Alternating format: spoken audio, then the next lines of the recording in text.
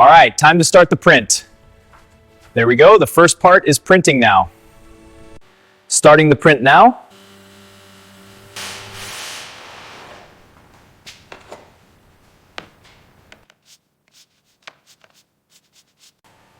The printer is laying down the first layer of the chassis. This part will be the base for the RC semi-truck.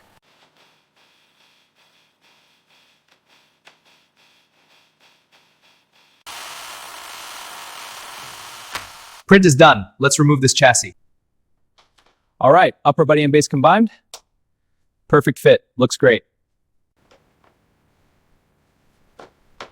Looks perfect. Clean print.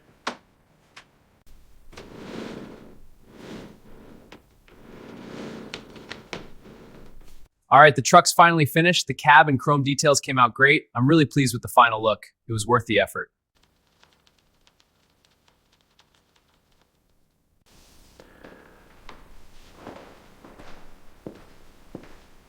Time to paint this truck. Adding the red flames now. Looking good.